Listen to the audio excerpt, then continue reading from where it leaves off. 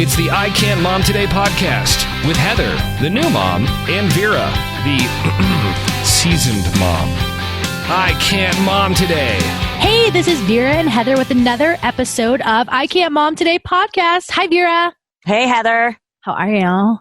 I'm okay. Cramps, I know, TMI, but... Oh, no. I figure it's mom's listening, so they can handle it. Oh, no. You know, and it's just kind of that, like... Yeah, totally. That's exactly what it sounds like, too, by the way. It's like the voices in that. What's that movie where they have all in your head. Inside Out. Is it Inside Out? I don't know. Good movie, though. Yeah. Good movie, whatever that is. Right? Highly recommend it. If you can figure out what the name of it is. I'm pretty sure it is. I'm pretty sure it's Inside Out. Mm-hmm. The one with the voices in the little girl's head. Yes, that's the movie. Mm-hmm. I mean, I'm still dying with this cough here. I don't know. Well, I need to go to the doctor, but finding that time. Who has the time for that to take care of yourself? You know, I know, because it's just annoying. It's not like one of those where I can't breathe or it's limiting my life. It's just annoying, and I'm sorry you guys have to listen to it. It's okay. We'll forgive you this time. Thank you. I'll try to get it done. Get it done. So today's episode, we're going to talk about defiance. Yeah, picking your battles with your child, because I am in the thick of it right now. Mm-hmm. With one little toddler, Mr. Baker Man. Yes, That's he is. Rough. Either he's hot or cold. He really is. He's either like, "I love you, mommy." Well, he doesn't say "I love you" that often, but he kiss, hug. You know, he's doing that. Uh-huh. But, then he goes from that to losing his mind. I know. It's true. They are like kind of like, hot or cold. It's like, no, unless he's watching TV. God, I do not like you right now. Yeah. Yes. You're not my favorite person. Exactly. I love you, but I'm going crazy. Yes, I understand. Well, that's what I did find this. You found it actually. And that's I was right. reading through it, this article in Parents Magazine talking about exactly this, like picking your battles with your toddler. And I have something, I mean, my kid's not a toddler anymore. Luke's 16. Yes. But it's still, it never ends picking your picking your battles. Mm-hmm. But according to the woman who wrote, there's this book called The Mother of All Toddler Books. Have you ever heard of it? No. So her name's Ann Douglas. And she says that toddlers have a strong need to demonstrate their independence. And endless curiosity about their environment. And unfortunately, these positive qualities translate into behaviors that us adults consider dangerous, weird, or just plain annoying, like ripping up books, emptying drawers, pulling the cat's tail, all kinds of stuff like that. So then we wear ourselves out trying to correct it. And so then another author who wrote No More Misbehaving, 38 Difficult Behaviors and How to Stop Them, she says toddlers get overwhelmed by being constantly corrected. They're trying to make sense of their world, and a constant barrage of instructions makes them interpret it as a negative, overwhelming place. So basically, if you say no over and over again, the kid just starts ignoring you. Because like the teacher from Charlie Brown. Exactly. No. So that's why it is very important to be able to pick your battles and figure out what's worth saying no to, what are you going to just let it slide and say, okay, kid, just eat 3 bites of broccoli. Well, and she said also, too, that you should, instead of saying no, say stop, hot, dangerous, or something so that it's a different word that they're hearing. Yeah, that's a very good tactic, actually. Well, and I have some, well, you're friends with them too. When their daughter was, who just graduated from high school, dear Lord, when their daughter was a toddler, the dad used to go, like that. Remember that? Yep. When she was a toddler, and it was the funniest thing. Like she'd go to reach a doorknob she wasn't supposed to reach, and he'd go, and she would get so scared that she would go, and then she'd walk away from it. So instead of saying no, I'd just go, which is very funny when the rest of us were around. Even when he got older, or even when she got older. Yeah, I think he did. Then it became a joke after a while. But it worked pretty well, actually, when she was a toddler, especially with things that were dangerous, like don't touch the stove, don't open that door, instead of no. Mm-hmm. And then if she wanted candy, then you just say no. And it's a little different of a thing. It's a little unusual of a tactic, but it's along those same lines as what you were saying, Heather. Yes. I was Have you saying. tried any of that with Baker? I say stop all the time. Yeah. Stop and no. And don't. Yeah. But yes. I mean, I yell stop a lot. Like, I'll be like, stop! Yeah. He's doing something because, literally you turn your back and they're hanging from the fan and you're like, how did you get there? Exactly. First of all, and it's so fast. Mm-hmm. Oh, they move quickly, those little boogers. I know. They really do. And I actually used to say, and my mother thought it was funny because then when Luke started talking, he used the word delicate because I would say, don't touch that. It's delicate. So, so if you went to reach for a plate or something in that moment, don't touch that. Yes. Or watch out. It's delicate. That's delicate. That was delicate was probably maybe like his 10th word, which is a pretty big word for a little kid. Yes. He would say. So my mother always thought that was really funny. It's delicate. Baker, I tell him a lot, gentle or easy, because he gets real aggressive where he starts to like pinch you or scratch you. Just, I don't know why. It's just like all of his emotions bottle up and he's like, I gotta get out. Yeah. And I'll be like, easy, gentle. Well, hey man, I feel like that on a daily basis. I have a middle finger for that. Yeah, right. Can't do it though. Can't do that in front of the kid. You never know. They'll end up doing that too. Right now I can. That's right. Enjoy it while you can. But that's what, I don't know if you're the kind of person who likes to write lists, like you could even just write a list about things like what's important about what do I pick my battles with? Like what do I ultimately want my child to do and not do? Like obviously wearing their seatbelt it's happening whether they like it or not. And I remember putting Luke in his car seat and he'd just be like, because he didn't like it. And I was just like, yeah, you just got to do it. But yeah, I can't tell you how many times. Like, I'm pretty sure my neighbors think I beat Baker. Yeah.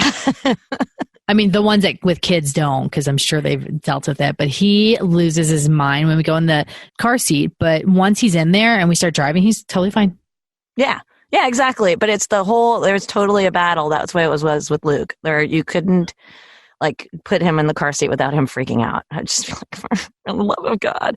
But then like in this article on parents, this one woman talks about how her son wanted to wear his Superman costume everywhere. Yeah. And at first she would say no, like he wanted to wear it to the grocery store and to bed and to school and so she would say no. And she's like, so every day it was this constant battle of putting him in his clothes because he didn't want to take his Superman costume off.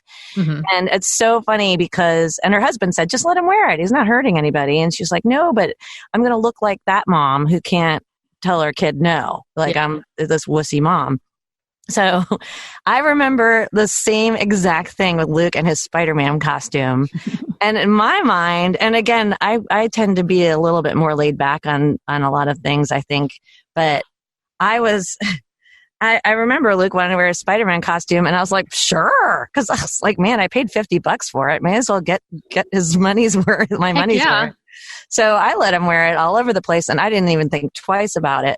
But I could see where other moms would feel a little bit like, I'm going to be judged somehow, or maybe I shouldn't let him get his way on this. But in my mind, I'm like, go for it. All right. Yep. And then of course the kid gets tired of it and it gets holes in it. And hey, you got your $50 out of it, instead of just wearing it on Halloween. Yep. No, that's a great point. The article also mentions how you have to be strategic on what you're giving into, because if you give into it once, then the kid's not going to let you forget that. Right. Yes. And another perfect example that I remember was letting them get candy from the aisle in the grocery store.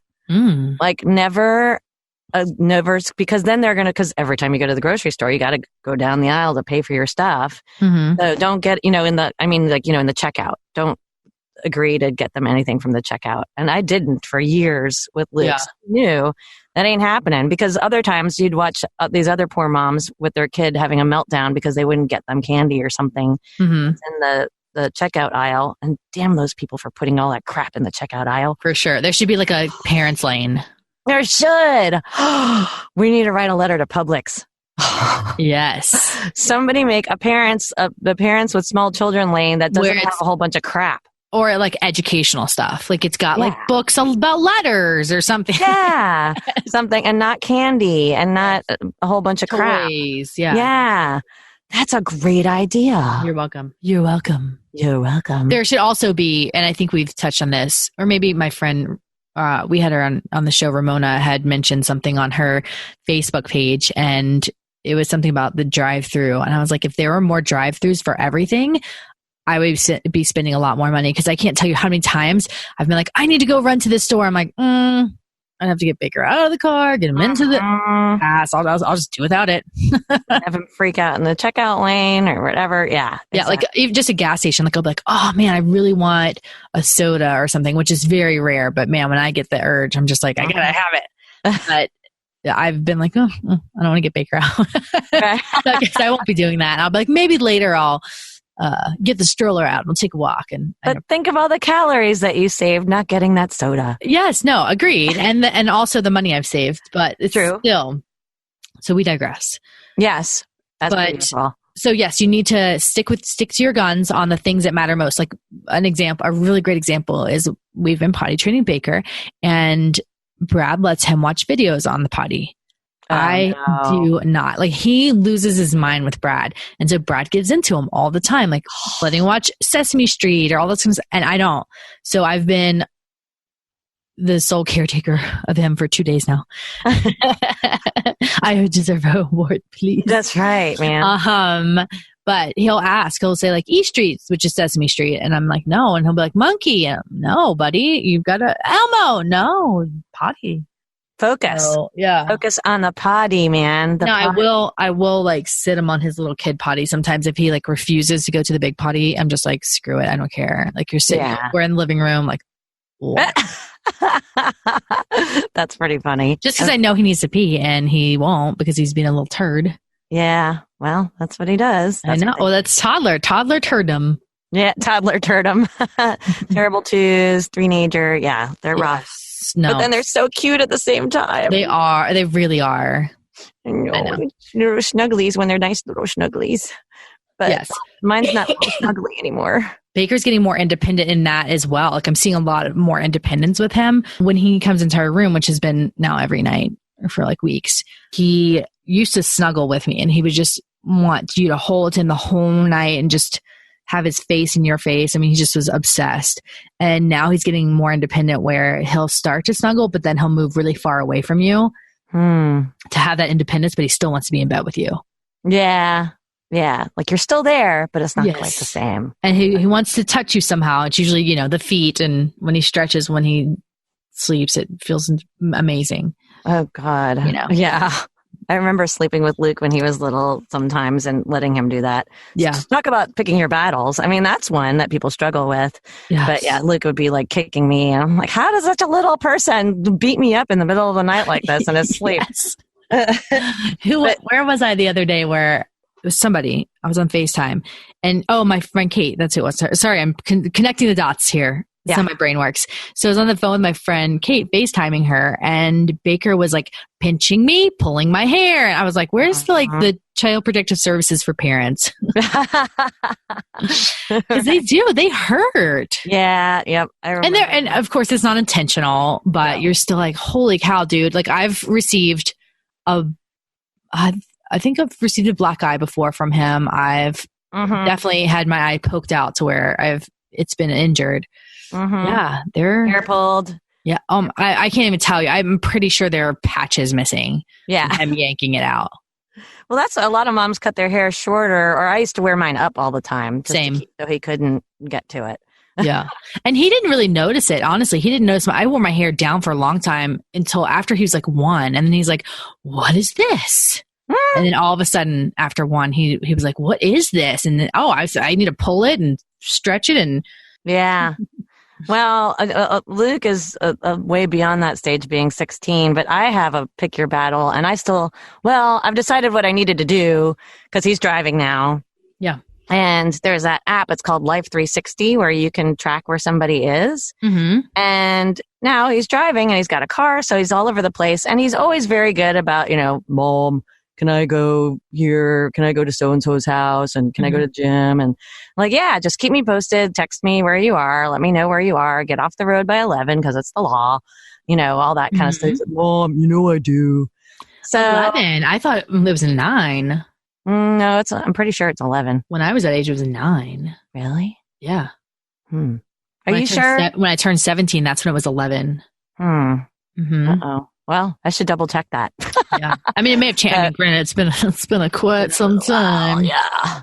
I've been debating about putting this Life 360 on his phone so that I can, not because I'm trying to make sure he's doing the right thing, just because if I worry and I can't get a hold of him, I know where he is, Like he's not in a ditch. He's at so-and-so's house. Exactly. Well, and him being epileptic, and of course he's on medication, and he's been approved by the medical board to drive because he hasn't had a seizure since last August, knock on wood, and he just needs to keep taking his meds. But that scares me too. Like, what if, God forbid, something happens and he has a seizure while he's driving, or who knows?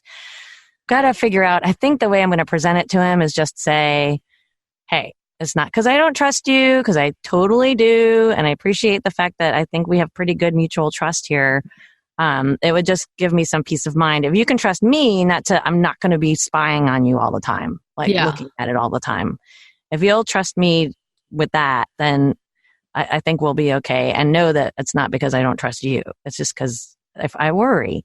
And although I had another mom that said she had it on her phone for her daughter and she couldn't stop looking at it, and it made her so crazy that she had to take it off because she was like, I couldn't stop. So I'm a little worried that could happen too. Could you present it to him in the fact of, what was that white cat y'all had? Neo, like, hey, how, when Neo would get out, or how we're really cautious when Cinnamon gets out, and the new cat, we want to make sure that nothing happens to Cinnamon like Neo. It's similar, but you're way more precious to me than the cats are. And so, and how much I love them. So this is just, if I could put something on them to do this, I would do the same thing. But for you, I just want to make sure that I know where you are, so that if you need help, or, that I can make sure that I'm available and can find you. Yeah. Yeah.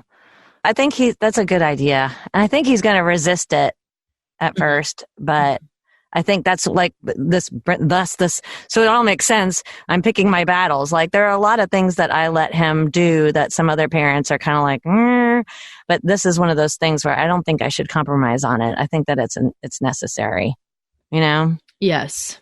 Well, I mean, I think it's for it's not snooping. And I think at this point in time, he realizes that you're not a snooper. Right. I'm not. So, like, I'm not sure Baker would feel that way because I am a snooper. Yeah. At least you're aware of it. Well, and again, like, every parent's a little different, and every mom's a little different. And there are some things that you snoop on and some things you don't. But if you are, I know some moms who are like you, who are good friends, that snoop way more than I do, and put the little keyboard thing where they can tell exactly what their kid's doing on their phone and on their computer or whatever. And I just don't do that, but that's my way. Yeah. And I'm not saying that I will do that with Baker. I'm really hoping to have an open relationship with him, and where we have, similar to what you and Luke have, where I think there's a mutual trust. Yeah. I would say there is. Yeah. And you have open communication, and it's not closed off. And I don't want him to think that things that he says, I'm going to judge or be mad. And I think you do a really good job of this. I think Carrie Toy does a really good job of this. Those are two big ones that come to mind. Of trying to keep the conversation open. Yeah. Yeah. I think that's really important. And sometimes it's hard because there are conversations you have to bring up, and you're like, I know. I want to talk about this. Like, one big one, I just don't know. I just feel like I understand my mom a little bit more, in the sense of, I don't want to know certain things about my child, but at the same time, I want to make sure he's safe. So how do I have to be uncomfortable to make sure that relationship's comfortable.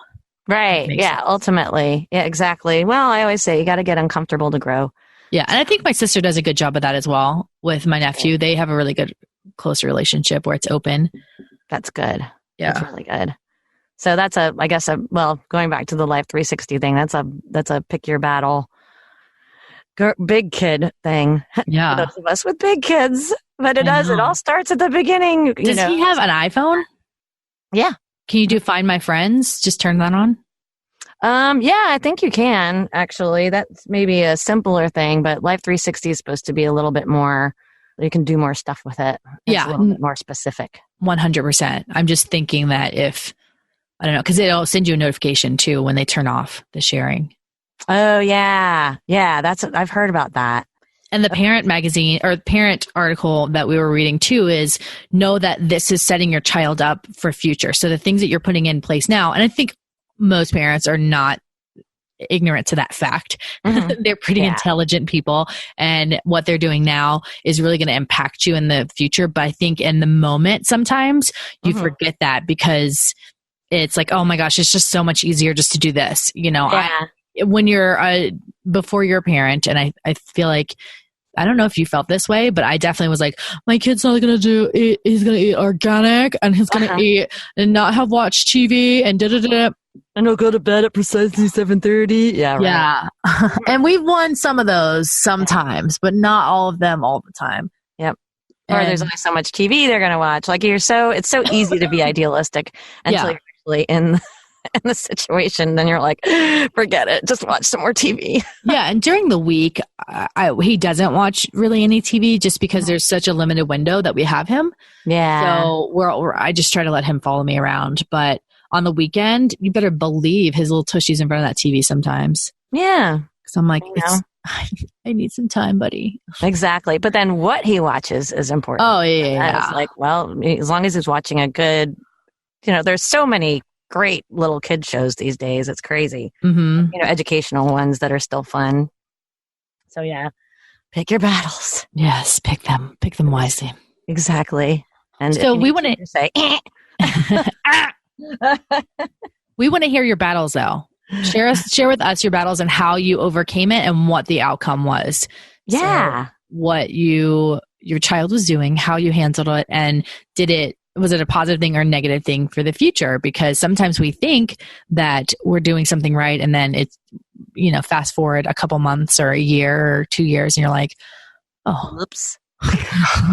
Probably not the best solution on that one. Right. Yeah. So you can share with us at ican'tmomtoday.podcast@gmail.com, right? Yes. Via email, and on Facebook, I Can't Mom Today Podcast, and Instagram, I Can't Mom Today Podcast. Am I missing anything? That's it, right? I think you got them all. Okay. There you go. Yes. Until next time. Yeah. I was just going to say, we're getting more and more Facebook friends on our Facebook on I Can't Mom Today podcast, which has been awesome. I know. Contributing there. So that's a lot of fun. We need to grow that Instagram, though. I need to figure out how to do that. Yes. If anybody wants to do it for me, though, I'll make applications. Doesn't pay all that great, but yeah. Yes, it's $0. Exactly. That's okay, though. Oops. Anyway, thank you guys. Sorry to interrupt. Yes, thank you. And send us your suggestions on show topics because we are always looking. You're driving us, so we want to make you happy. Yes. All right, until next time. Bye. Bye.